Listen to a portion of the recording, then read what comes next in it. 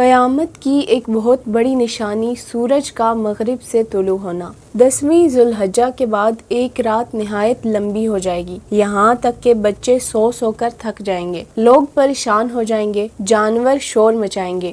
حدیث پاک میں ہے کہ اس رات آدمی اپنے پڑوسی سے کہے گا، آج کیا بات ہے کہ میں جی بھر کر سویا اور اتنی نماز پڑھی کہ میں تھک گیا۔ پھر سورج سے کہا جائے گا، وہاں سے نکلو جہاں سے غروب ہوتے ہو۔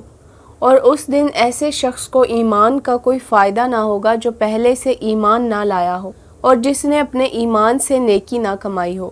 جب سے اللہ تبارک و تعالیٰ نے زمین و آسمان پیدا کیے ہیں، سورج ہمیشہ مشرق سے نکلتا اور مغرب میں غروب ہوتا ہے۔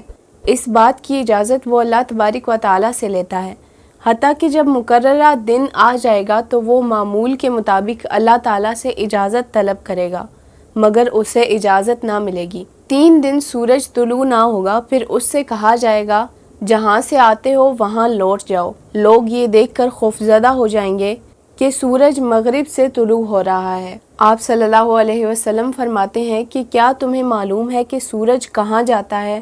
یہ چلتا رہتا ہے حتیٰ کہ عرش کے نیچے اپنے ٹھکانے تک پہنچ کر سجدہ میں گر جاتا ہے، اور اسی حالت میں رہتا ہے حتیٰ کہ اسے کہا جاتا ہے، اوپر اٹھو، جہاں سے آئے ہو وہاں لوٹ جاؤ، اور وہ لوٹ کر اپنے مطلع سے طلوع ہوتا ہے، پھر چلتا رہتا ہے یہاں تک کہ عرش کے نیچے اپنے ٹھکانے تک پہنچ کر سجدہ ریز ہو جاتا ہے۔ سورج کا الٹا طلوع صرف ایک دن کا ہوگا، اس کے ساتھ ہی توبہ کا دروازہ بند ہو جائے گا، پھر سورج اپنے معمول کی طرف لوٹ آئے گا اور قیامت تک مشرق سے نکلتا رہے گا۔ نبی پاک صلی اللہ علیہ وسلم نے فرمایا، قیامت اس وقت تک نہ آئے گی جب تک کہ سورج مغرب سے طلوع نہ ہو جائے، اور جب وہ مغرب سے طلوع ہوگا تو لوگ اسے دیکھ کر سارے کے سارے ایمان لے آئیں گے، مگر اس وقت کسی ایسے شخص کو ایمان لانے کا فائدہ نہ ہوگا جو پہلے ایمان نہ لایا ہو۔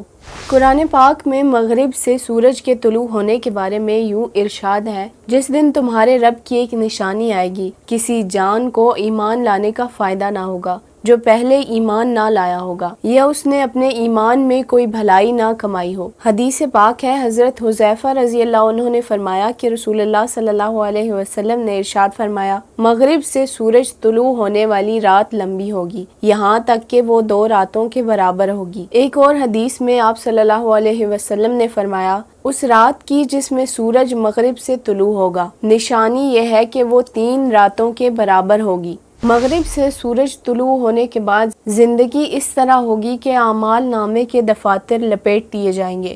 اس دن نہ مزید نیکی لکھی جائے گی اور نہ ہی برائی میں سے کچھ کم ہوگا۔ لوگ اس گھڑی خالص سونا اللہ تبارک و تعالیٰ کی راہ میں لٹائیں گے، مگر قبول نہ ہوگا۔ حکم ہوگا کہ اگر یہ گزشتہ کل کرتے تو ضرور قبول ہوتا۔ کسی کو سورج کے مغرب سے طلوع ہونے کے بعد ایمان لانے کا ذرا برابر بھی فائدہ نہ ہوگا اور نہ ہی کوئی عمل کارآمد ہوگا۔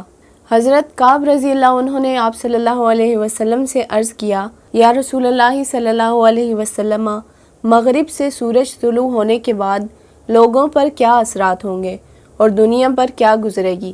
تو آپ نے فرمایا، اے ابی بن کعب، اس کے بعد سورج اور چاند دوبارہ نور کی روشنی لے کر پہلے کی طرح بدستور طلوع و غروب کریں گے، اور لوگ اتنی بڑی نشانی دیکھنے کے باوجود دنیا پر ٹوٹ پڑیں گے، اسے خوب آباد کریں گے، خوب باغات لگائیں گے، اعلیٰ تعمیرات کریں گے، جبکہ دنیا کی بے ثباتی کا یہ حال ہوگا کہ کوئی بچڑا پیدائش کے بعد پالنا شروع کرے گا تو اس لائق نہ ہوگا کہ اس پر سواری کر سکے، یہاں تک کہ قیامت آ جائے گی، اور یہ مغرب سے سورج طلوع ہونے سے سور پھونکنے تک کا وقت ہے۔